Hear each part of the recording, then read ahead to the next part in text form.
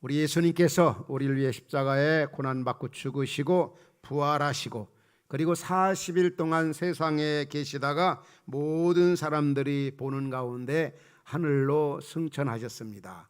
또 가시면서 사람들에게 약속했습니다. 너희들이 본 그대로 내가 때가 되면 너희를 맞으러 오시겠다고. 우리 지난주일에 부활주일을 맞이했습니다. 예수님이 부활하신 사건, 또 죽은 자가 다시 살아나는 사건, 우리 인간의 이성으로나 상식으로 혹 현대 과학으로는 참 맞지 않고 받아들이기가 쉽지 않습니다. 예수님의 그 승천도 마찬가지죠. 예수님이 부활한 것도 믿기 어려운데 또 부활하셔서 40일 동안 이 세상에 계시다가 또 모든 사람들이 보는 가운데 하늘로 올라가셨다. 그리고 올라가신 우리 예수님은 하나님 보좌 우편에 앉아 계시다. 이런 것들이 참 우리에게 쉽게 다가오지가 않습니다. 예수님의 부활을 믿지 않으면 예수님 승천도 믿기가 참 어렵습니다. 그러나 말씀을 듣는 우리는 예수님의 부활, 나의 부활, 예수님의 승천, 나의 승천, 하나님 보좌 우편에 앉는 영광, 우리 똑같다는 사실을 그대로 받아들입니다. 받아들인 이유는 성경에서 말씀하고 있는 것이 다 사실이기 때문에, 또 성경에서 말씀하고 있는 것, 예수님이 말씀하신 것은 다 이루어졌기 때문에. 물론 예수님의 재림 사건 아직 이루어지지 않았습니다. 그러나 이미 이루어진 그 사건의 사실에 근거해서 우리는 100% 믿는 겁니다. 예수님이 부활하셨다. 예수님이 승천하셔서 하늘로 올라가셨고 그리고 지금도 하나님 보좌 우편에 앉아서 우리를 위해서 기도하고 계시다. 그러면 하늘로 올라가셨다는 게 뭔가? 또 올라가신 예수님이 하나님 보좌 우편에 앉아 계시다는 것이 뭔가? 또 그곳은 어떤 곳인가?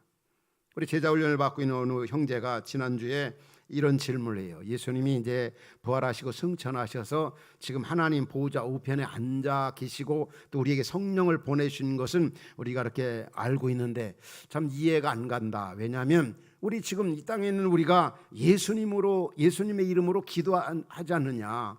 그럼 이게 뭔가 혼란이 오고 참 이렇게 납득하기가 쉽지 않다. 여러분 어떤 생각하고 계세요?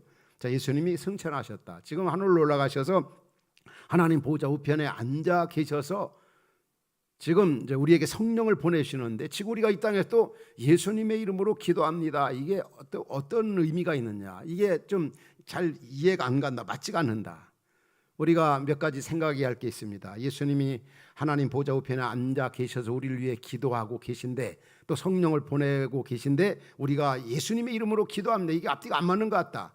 그러나 예수님은 하나님 보좌 우편에 앉아 계셔서 우리를 위해 기도하고 계시지만 이 땅에 있는 우리 성도들이 기도할 수 있는 것은 바로 예수 그리스도는 옛날이나 구약시대나 신약시대 오늘 시대 바로 영원한 대제사장 중보자시라고 하는 의미입니다. 예수님은 언제나 지금 보좌 우편에 계시지만 우리가 하나님 앞에 나갈 수 있는 길은 바로 그리스도 예수를 통해서 또 그분 하나님께 기도할 수 있는 것은 예수 그리스도의 이름을 통해서 그분이 우리의 제사장이시고 영원한 대제사장 또 중보자시기 때문에 그리고 무엇보다도 그분은 이 성자 예수 그리스도 하나님 보좌 우편에 계신 분은 바로 하나님이신 분입니다. 우리가 믿는 하나님은 한 분이시만 성부 성자 성령 삼위가 존재하고 능력이나 영광이 다 똑같죠. 본질적으로 하나님이십니다. 그분은 내재 이 땅에도 계시고 내재자시면서도 초월자 하늘에서도 계십니다.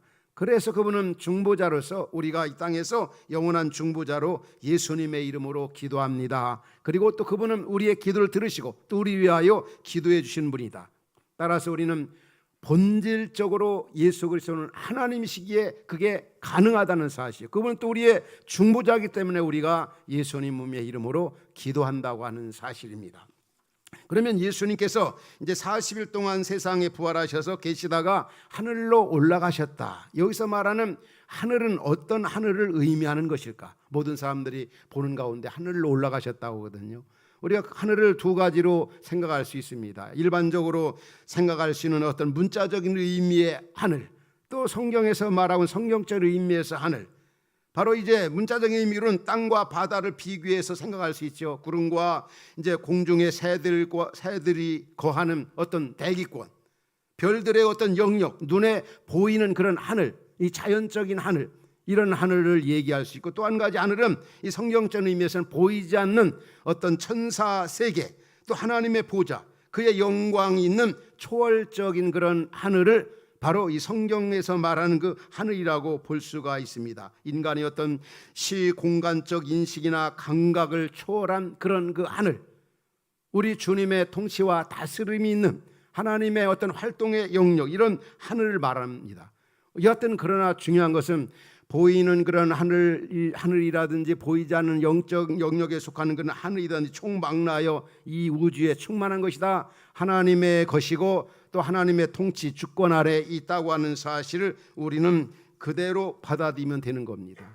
특별히 이제 하늘 올라가셨다니 천사들의 세계나 하나님이 다스리는 활동의 그 영역, 우리 주기도문 마태복음 6장 9절 10절에 오면은 그런 말씀이 나오죠. 우리가 기도할 때마다 하나님의 뜻이 하늘에서 이룬 것 같이 땅에서도 이루어지이다. 하나님의 뜻이 하늘에서 이루어진다는 말은 하나님의 활동 무대를 말하, 영적인 그런 보이지 않는 그 세계, 그 영원한 그 곳에서 하나님의 뜻이 그대로 이루어지고 있는 겁니다. 그러나 이 땅에는 악의 세력과 어둠의 권세자들에 의해서 하나님의 뜻이 이루어지는 것이 방해를 받고 제한을 받고 있기 때문에 우리가 그런 기도를 하는 거죠. 하나님의 뜻이 하늘에서 잘 이루어지고 있는데 거기에서 이루어지는 것처럼 이 땅에도 하나님의 뜻이 이루어지게 해달라고 기도하는 것, 바로 예수 그리스도께서 승천하셔서 하늘로 올라가셨다는 이 하늘은 그런 의미를 말하는 겁니다. 그러면 승천하신 예수님께서 하늘에 올라가셔서 하나님 보좌 우편에 앉아 계시다. 하나님 보좌 우편에 앉아 계시다. 그럼 우편은 뭘 얘기할까? 오른쪽을 얘기하는 게 아닙니다. 여기 우편에, 하나님 보좌 우편이라는 말이 굉장히 반복해서 나옵니다. 마가복음 16장에 봐도 하나님 보좌 우편에 승천하신 예수님께서 앉으셨다. 그 다음에 또 본문 8장 34절 봐도 그런 말씀 나오죠. 우리를 위하여 다시 살아나신 예수 그리스도는 어디에 계시다고요? 하나님 우편에 앉아 계시다. 또 히브리서 12장에도 봐도 그런 말씀이 나와요. 예수 그리스도께서 우리를 위해 십자가를 칠 때 부끄러움을 개의치 아니하시더니 어디에 앉으셨다고요? 하나님 보좌 우편에 앉으셨느니라. 또 스데반도 사도행전 7장에 보면 순교할 때 돌무더기 속에서 예수 그리스도가 하나님 우편에 서 계신 것을 보고, 이 우편에, 하나님 우편에 서 계신 것을 보고 그가 천사의 얼굴을 하며 예수님처럼 최후를 맞이할 수가 있었던 겁니다. 따라서 여기 하나님 보좌 우편이라는 것은 어떤 곳을 얘기합니까? 가장 영광스러운 곳, 하나님의 영광이 충만한 곳, 너무나 아름답고 영화로운, 그리고 또 다른 측면에서는 어떤 권위 있는 위치, 왕권을 가지신 그런 위치. 우리 마태복음 28장에서 그런 말씀이죠. 하늘과 땅의 모든 권세를 가지신 분이 예수님인데, 그런 하나님 보좌 우편에 바로 왕권을 가지고 모든 일을 통치하고 다스린다는 그런 의미에서 하나님 보좌 우편에 앉아 계시다. 이런 걸 보면은 예수님의 그 승천, 하늘로 올라가셔서 보좌에 앉으셨다고 하는 것은 바로 예수님의 그 말씀이 그대로 이루어지고 바로 예수님은 확실하게 부활하셨다는 것을 입증하고 있습니다. 예수님이 승천하셨다, 보좌 우편에 앉았다, 이 말은 확실하게 예수님이 이 부활하신 것을 우리에게 보여주고 있습니다. 그리고 이 예수님의 그 승천, 하나님 보좌 우편은 예수님의 고난과 죽음과 부활을 전제로 해서 이 승천 사건이 이루어졌다고 하는 사실, 우리가 잘 아는 빌립보서 2장 9절 이하를 읽어봐도 이런 말씀이 나오죠. 십자가에 고난받고 죽으신 다음에 하나님이 그를 높이셨습니다. 같이 한번 읽어볼까요? 자, 시작. 이러므로 하나님이 그를 지극히 높여 모든 이름 위에 뛰어난 이름을 주사 하늘에 있는 자들과 땅에 있는 자들과 땅 아래 있는 자들의 모든 무릎을 예수의 이름에 꿇게 하시고 다 같이 모든 입으로 예수 그리스도를 주라 시인하여 하나님 아버지께 영광을 돌리게 하셨느니라. 아멘. 이렇게 승천 높이셔서 하나님 보좌 우편에 앉아 그 영화롭고 영광스러운 그런 위치에 계셔서 이 세상의 모든 걸 다스리고 통치하고 지배해 나가신다는 거죠. 그냥 가만히 이 세상에 대해서 방관만 하고 계신 것이 아니라 지금도 살아 역사하셔서 하나님 보좌 그 아름다운 그런 곳에서 이 세상의 모든 것을 주관하고 계신 분이 바로 우리 주 예수 그리스도라는 것이죠. 바로 이 세계가 얼마나 하나님 보좌 우편이 아름답던지 우리의 믿음의 선녀들 가운데 그 나라를 경험한 사람들이 있죠. 우리가 잘 아는 이 바울 같은 경우도 셋째 하늘을 경험했습니다. 그 하늘을 경험하고 나니까 정말 세상에 더 이상 살고 싶지 않고 빨리 그 나라 그 보좌에 가고 싶었습니다. 다메섹 도상으로 가는 도중에 예수님의 음성을 듣고 또 빛이 비춰질 때 그 영광에 이 바울이 완전히 압도가 되고 쓰러지는 모습을 볼 수 있습니다. 요한계시록 1장에도 그런 말씀이 나와요. 승천하신 예수님을 사도 요한이 볼 때 두려워서 그가 막 엎드려졌다고 그랬어요. 죽은 자 같이 되었다. 그만큼 아름답고 영화롭고 아주 귀한 곳이 바로 하나님의 보좌 우편이라는 것. 이곳은 어떤 사람이 갑니까? 바로 믿는 사람이 가는 곳입니다. 바로 예수 그리스도의 승천은 우리 믿는 자의 그 존귀와 영광을 나중에 얻게 된다는 것이고, 우리도 그 영화로운 보좌에 앉게 된다는 것을 우리에게 보여주고 있습니다. 그러면 이제 보좌 우편에 하늘로 올라가시고 그 다음에 보좌 우편에 앉아 계신 예수님은 지금 어떤 일을 하고 있을까? 우리 성경 전체적으로 이렇게 보면 한 5가지 정도로 요약해서 우리가 생각할 수가 있습니다. 승천하신 예수 그리스도, 하늘에 올라가신 예수 그리스도, 보좌에 앉으신 예수 그리스도가 지금 어떤 사역을 하고 계신가? 먼저는 오늘 본문 34절에 오면 이런 말씀이 나오죠. 우리를 위하여 죽으실 뿐만 아니라 다시 부활하신 예수님은 하나님 우편에 계신 자요. 그러면서 뭐라고요? 우리를 위하여 간구하시는 자신이라. 우리를 위하여 기도하고 계시다는 거예요. 우리를 위해 십자가에 고난받고 죽으시고 부활하시고 그리고 승천하신 다음에 지금도 우리를 위해서, 나를 위해 기도하고 계시다니, 여러분 얼마나 굿뉴스, 얼마나 기쁜 소식, 얼마나 참 감사한 일입니까? 누군가가 나를 위해 기도해 주는 거 정말 감사하죠. 이 광야 같은 곤고한 세상 살아갈 때 할아버지 할머니 또 나의 어머니 부모님이 기도해 준다, 얼마나 참 든든합니까? 우리 주 예수 그리스도께서 우리를 위해서 지금도 하나님 보좌 우편에서 기도하신다는 거예요. 그분이 기도하면 어떤 기도를 하고 계실 것 같아요? 한번 스스로 한번 생각해 봐. 예수님이 지금 나를 위해 기도하고 계신 것을 내가 믿는데 어떤 기도를 하고 계실까? 한번 생각해 보았어요. 그건 바로 예수님의 고별 기도에서 찾아볼 수 있어요. 예수님이 십자가를 앞에 놓으시고 요한복음 17장에 보면은 마지막 기도하죠. 그 기도 내용을 한 3가지로 보면은 첫 번째 11절에 보면은 하반절에 우리와 같이 그들도 하나가 되게 하옵소서. 이 땅에 있는 성도들, 먼저 믿은 사람이나 나중 믿은 사람이나 다 아버지와 예수님이 하나인 것처럼 하나가 되게 해달라고 기도했던 거예요. 우리 교회적으로 말하면 먼저 믿는 분들과 나중 믿는 분들, 새가족 분들, 또 믿음이 연약한 자나 강한 자나 남녀노소 빈부귀천을 막론하고 예수님 안에서 하나가 되게 하옵소서. 성경 우리에게 하나가 되게 하신 걸 심서 지키라고 그랬습니다. 하나가 되는 쉬운 일은 아니에요.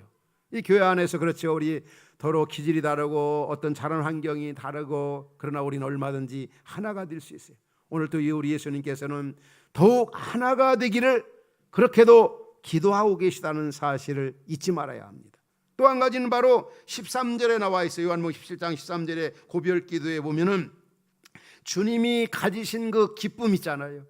얼마나 주님은 기쁨이 충만했는지 몰라요. 그 기쁨을 이 땅에 이 광야 같은 어려운 세상 살아가는 우리들에게 그 기쁨이 넘치기를, 주님이 가진 그 기쁨을 가지고 살아가기를 주님은 기도하고 계시다는 거죠.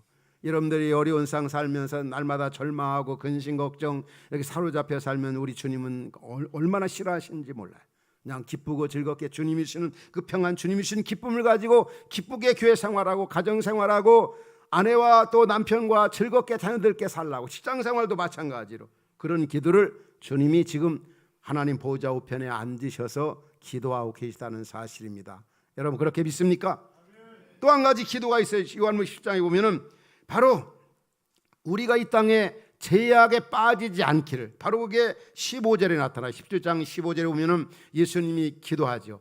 내가 비웃는 것은 그들을 세상에서 데려가시기를 위함이 아니요 다만 악에 빠지지 않게 보존하시기를 위함이라. 악에 빠지지 아니하도록 저나 여러분들 유혹의 시험에 넘어가지 아니하도록 오히려 더 적절히 정직하고 거룩하게 깨끗하게 살기를, 악에 빠지지 않기를 주님은 기도하고 있다는 사실입니다.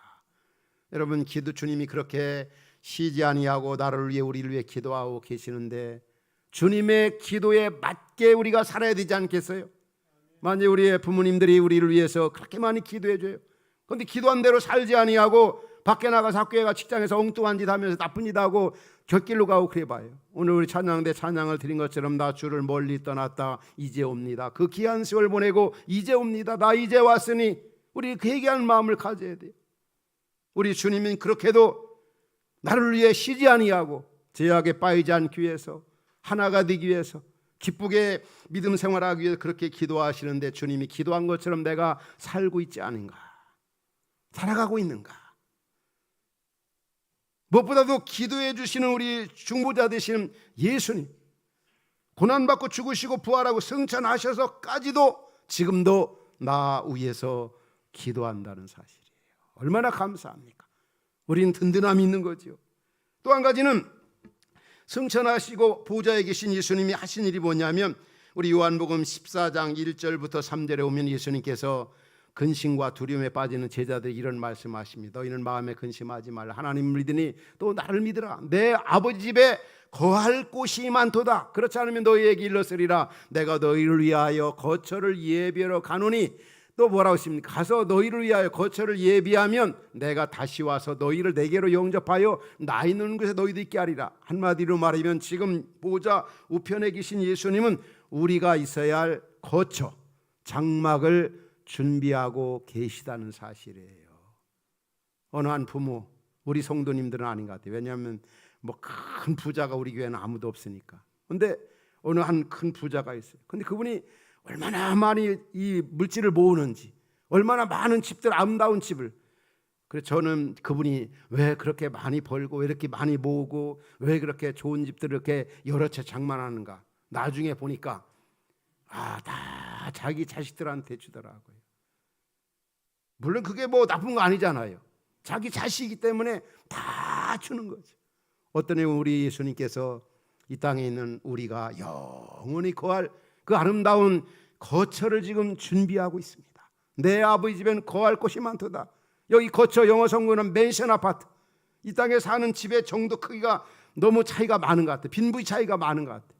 그러나 우리 주님이 예비하신 그 아름다운 그 거처, 얼마나 아름답겠습니까? 우리 요한계시록에 나오는 말씀들 우리가 자주 인용해서 듣고 있잖아요. 정말 이 보석으로 지은 집. 저는 사실 그런 집은 싫어해요. 근데 보석으로, 무늬도 막 진주문으로 되어 있고 막 그렇게 아름답다는, 그렇게 만족하는 곳이라는 거죠. 이제 이 땅에 있는 장막은 언젠가 거처는 무너지게 마련입니다. 우리의 육신의 장막도 마찬가지고 우리의 사는 집도 언젠가는 다 내놓고 떠날 날이 반드시 오게 됩니다. 그런데 뭐라고 성경은 말씀합니까? 고린도후서 5장 1절에 오면은 만일 땅에 있는 우리 육신의 장막집이 무너지면 뭐라고요? 하나님 손으로 지은 것이 아니라 하나님이 지으신 영원한 집이 우리에게 있는 줄 아느니라. 우리가 있어야 할, 하나님의 자녀인 우리가 있어야 할 영원한 거처를 주님이 우리를 위해 지금 준비하고 계시다니 얼마나 감사한 일입니까? 그 아름답고 영화로운 집, 만족한 집, 그 거처를 준비하고 계시다는 거. 그냥 가만히 그냥 놀고 계신 게 아니라는 거죠. 그게 우리가 그 나라, 그 장막을 어디서 경험할 수 있습니까? 이 교회, 이 하나님 나라, 이 공동체인 교회에서 경험할 수가 있어요. 교회가 건강하고 아름다우면, 우리가 한 가족의식, 지체의식을 가지고 교회 생활하면 여기가 앞으로 도래할 하나님 나라가 이런 곳이구나, 이 교회 생활을 통해서 맛보기로 알 수 있어요. 우리 시편 기자 시편 84편에 보면은 그런 경험을 했죠. 이렇게 고백하죠. 이 교회당 오늘날 말하면 이 교회 공동체가 얼마나 아름다운지. 만군의 여호와여, 주의 장막이 어찌 그리 사랑스러운지요. 10절에 온 뭐라고 말씀하죠? 주의 궁전에서 이 교회에 와서 한날이 다른 곳에서 첫날보다 나은즉 악인의 장막에 사는 것보다 내 하나님의 성전 문지기로 있는 것이 좋사오니. 그만큼 이 교회 공동체 생활이 얼마나 행복하고 만족한가를 여기서 보여주고 있어요. 우리 알잖아요. 교회 사랑 주님 사랑은 곧 교회 사랑이고 교회 사랑은 바로 성도 사랑입니다. 어떤 분들은 나는 주님은 사랑하지만 교회는 사랑하지 않아. 그건 말이 안 되는 겁니다. 바로 우리가 얼마나 주님을 사랑하는가를 측정해 보려면 이 공동체를 얼마나 사랑하는가. 피 흘려 값주고 샀다고 성경은 말씀하잖아요. 그리고 옆에 있는 성도들을 얼마나 사랑하는가를 보면 내가 주님 사랑 정도를 알 수가 있습니다. 바로 우리가 있어야 할 영원한 거처를 준비하고 있는데 그 거처가 얼마나 아름다운가. 그게 바로 천국이고 우리가 가야 할 그 영원한 하나님 나라입니다. 이 땅에서 우리가 맛보기로 할 수 있는데 그게 바로 교회 공동체 생활이라는 거죠. 그래서 우리가 이 교회 생활을 충실하게 잘할수록 하나님 나라를 경험합니다. 그 다음에 세 번째로는 이 보좌에 앉으신 예수 그리스도께서 어떤 사역을 하고 계신가 보면은 보혜사 성령을 보내주고 계시다는 거죠. 우리 요한복음 16장에 이런 말씀을 해요. 제자들이 근심과 수심에 쌓여 있습니다. 예수님 가시면 어떻게 먹고 살지, 예수님 가시면 난 어떻게 하지. 그럴 때 예수님께 제자들에게 뭐라고 그러십니까? 내가 너희에게 실상을 말하노니 내가 떠나가는 것이 너희에게 유익하다고 그랬어요. 내가 떠나가야 뭐가 온다고요? 보혜사 성령이 온다. 여기 보혜사는 우리 자주 살펴보잖아요. 이 단어를 파라크레토스라고 하는 이 단어는 이 위로자, 그리고 또 대언자, 또 변호자, 이런 의미를 가지고 있어요. 이 파라크레토스, 보혜사 성령이 온다. 그분이 오면은 바로 우리를 위로해주고 우리를 진리의 길로 인도하고 우리 하나님의 뜻을 알려주고, 그분이 바로 성령 하나님이시고 그게 바로 성자 예수님이고 성부 하나님. 왜? 하나님은 본질적으로 성부, 성자, 성령은 같은 분이기 때문에. 그래서 나는 이제 성천에서 하나님 보좌 우편에 있지만은 바로 보혜사 성령을 보내사 보혜사 성령으로 너희와 함께 세상 끝날까지 있겠다는 거예요. 그게 바로 다른 보혜사. 지금도 우리는 주께서 약속하신 바대로 오순절 날에 보혜사 성령을 보내주셨잖아요. 내가 세상 끝날까지 너희와 항상 함께 있으리라. 이 말이 바로 보혜사 성령으로 함께 하신다는 거예요. 그분 하나님이시기에 내재하시면서 또 초월할 수가 있어요. 하늘에도 계시고 또 이 땅에도 계시고 세상 끝날까지 성령을 우리와 함께 하시, 성령을 계속 우리에게 보내주고 계시다는 거. 이 말은 하나님 나라를 계속 이루기 위해서 보혜사 성령을 보내주신다는 거죠. 따라서 오늘 우리날 우리의 가장 기쁜 일이 뭡니까? 예수님도 마지막 가시면 내가 세상 끝날까지 너희와 항상 함께 있으리라. 임마누엘 사역은 계속 예수님이 하나님 보좌 우편에 앉아 계시지만 지금도 계속 되어지고 있는 거죠. 저 이 말씀이 참 좋더라고요. 요한복음 14장 18절에 오면은 예수님이 뭐라고 말씀했습니까? 내가 너희를 고아와 같이 버려두지 아니하고 너희에게로 오리라.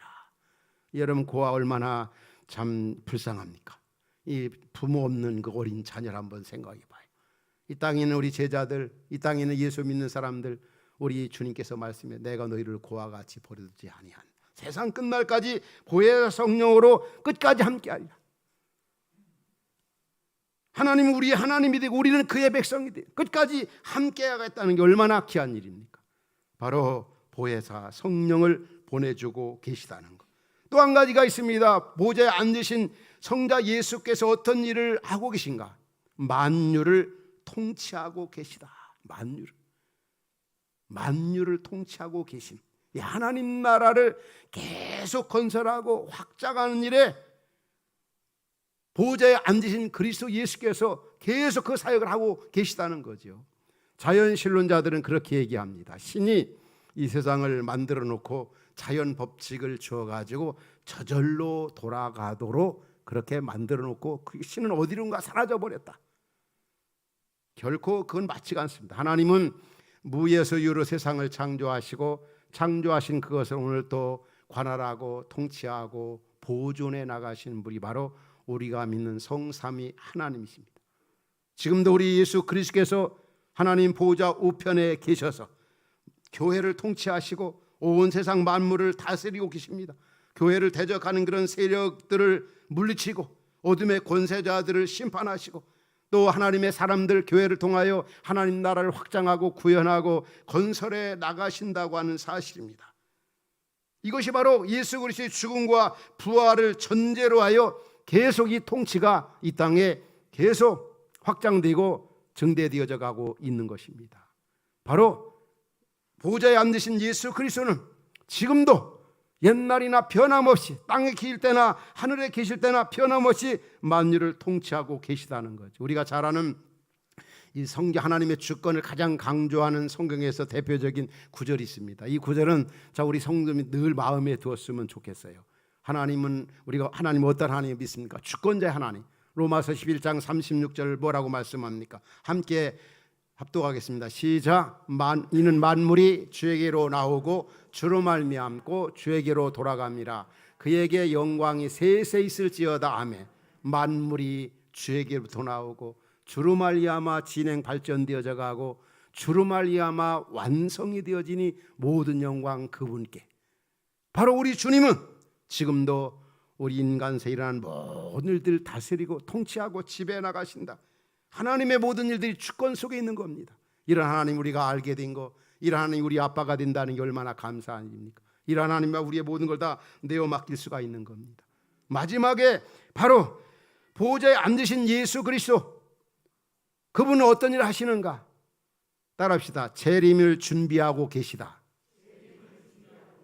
사도행전 1장에 보면 예수님이 마지막으로 가시면서 많은 사람들이 보는데 하늘로 올라가십니다. 이 말씀을 마치고 그들이 보는데 올려가시니 구름이 그를 가리어 보이지 않게 하더라. 그러면서 계속 보면 올라가실 때 제자들이 하늘을 쳐다볼 때 뭐라고 했습니까?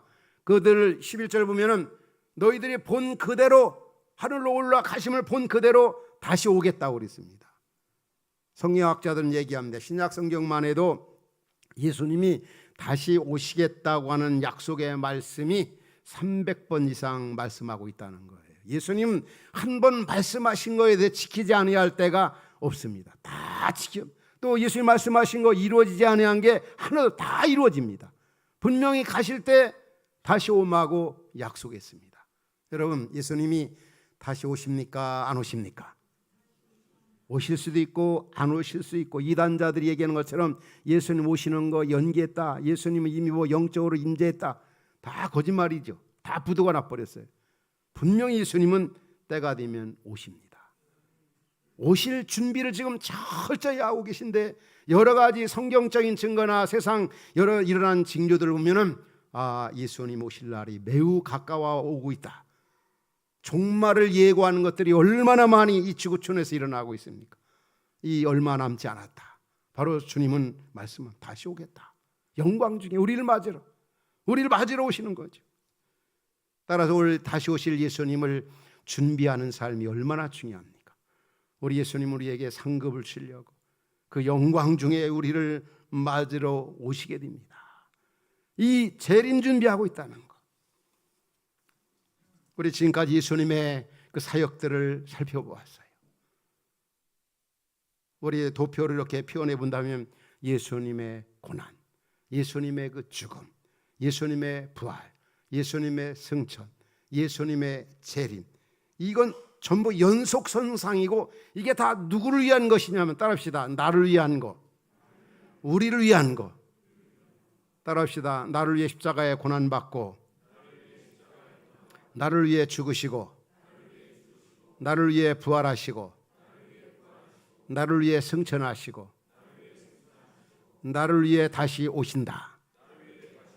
이게 바로 예수께서 우리를 위해서 하신 그 귀한 사역입니다. 특별히 하나님 보좌 우편에 앉아 계셔서 하신 5가지 사역들을 요약해서 여러분에게 나눠. 지금도 나를 위해 기도하고 계시다. 내가 있어야 할 거처를 준비하고 계시다. 지금도 변함없이 보혜사 성령을 보내고 계시고, 보혜 성령으로 세상 끝나고 우리와 함께 하시고, 지금도 하나님 보좌 우편 그 위대한 위치에 앉으셔서 만물을 다스리고 통치하고 지배해 나가시며 하나님 나라를 건설하고 계시다. 그리고 때가 되면 영광 중에 우리를 맞으러 반드시 오신다. 얼마나 귀한 사역을 하고 계십니까? 여러분, 이 은혜, 이 사랑이 얼마나 큽니까? 그 큰 사랑, 그 큰 은혜, 끊어지지 않는 그의 사랑 때문에 오늘 저와 여러분들이 여기 앉아 있고 여기까지 믿음 생활하게 된 것을 믿으시기 바랍니다. 그분의 사랑, 그분의 은혜가 아니었더라면 벌써 우리는 넘어지고 쓰러지고 벌써 주님을 멀리 떠났을 것입니다. 그분의 사랑이 우리를 압도하시고 우리를 강권하셔서 여기까지 오게 된 겁니다. 그럼 우리는 거기에 대해서 어떻게 반응해야 되겠어요? 그분이 나를 위해 기도하고 계시고 그분이 나를 위해 성령을 보내주시고 때가 되면 영광이 오신다. 그걸 끝내시겠습니까? 이제 우리는 어떻게 살아야 되겠습니까? 어떻게 그분께 반응해야 되겠습니까? 로마서 14장 8절 우리 잘 알죠. 이제는 이렇게 살아야 되지 않겠어요? 같이 읽겠습니다. 시작. 우리가 살아도 주를 위해 살고 죽어도 주를 위해 죽나니 그러므로 사나 죽으나 우리가 주의 것이다. 이제는 주님의 것이요, 주님의 자녀, 주님이 책임져 주시죠. 그러니까 우리는 사나 죽으나 주의 것이 되었으니 이제는 주를 위해 살아야 돼.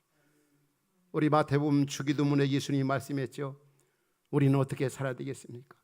너희는 이렇게 기도하라. 하나님의 영광, 하나님의 나라, 하나님의 뜻. 이제는 주를 위해 살겠습니다. 그 나라, 그 영광, 그 뜻을 위해 제 생을 걸겠습니다. 이게 바로 중보 기도하시고 하나님 보좌 우편에 앉아 계신 우리 예수님에 대한 우리의 태도요, 반응해야 되지 않겠어요? 오늘 본문도 바울이 그리스도의 사랑을 이렇게 외칩니다. 본문 31절, 33절 보면 누가 우리를 대적하리요? 그 다음에 33절에 오면 누가 우리를 정죄하리요? 누가 우리를 고발하리요? 누가 우리를 그리스도의 사랑에서 끊으리요? 39절 다 같이 읽겠습니다. 39절 자 시작. 높음이나 깊음이나 다른 어떤 피조물이라도 우리를 우리 주 그리스도 예수 안에 있는 하나님의 사랑에서 끊을 수 없으리라. 아멘. 우리가 얼마나 힘들고 어려운 곤고한 세상을 살아가고 있습니까? 한치 앞을 내다볼 수 없는 그런 시대 속에 우리가 살고 있습니다. 그렇지만 우리에게는 주님이 계십니다. 우리를 십자가에 고난받고 죽으시고 부활하시고 승천하셔서 지금도 끝까지 우리를 위해 기도하시고 우리를 붙들고 계시고 우리를 끝까지 사랑하시고 때가 되면 영광 중에 나를 맞으러 오실 주님, 얼마나 감사합니까? 우리는 평안하게 살 수 있고 노래하며 담대하게 살아갈 수가 있습니다. 왜냐하면 지금도 하나님 보좌 우편에 앉아 계셔서 우리와 함께 하시고 기도해 주시는 우리 주님이 계시기 때문에 그분의 사랑 잊지 아니하고 주님 오시는 그날까지 주신 사명 잘 감당하는 그러한 은혜가 말씀을 듣는 여러분 모두에게 있기를 주의 이름으로 축원합니다. 우리 기도하겠습니다.